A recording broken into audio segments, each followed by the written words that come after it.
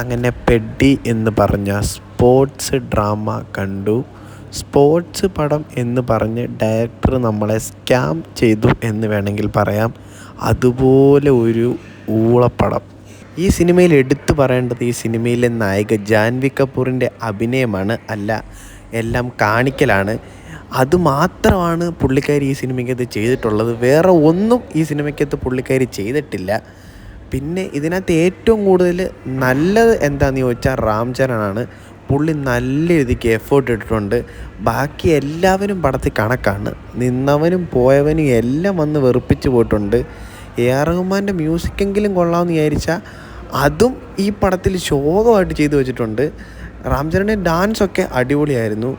എന്തോ ഇത് സ്പോർട്സ് എന്നൊക്കെ പറഞ്ഞാൽ ഇങ്ങനെ ചെയ്യല്ലിനി. ഇനി ഇതുപോലൊന്നും പടം എടുക്കരുത്, അതെനിക്ക് പറയാനുള്ളൂ.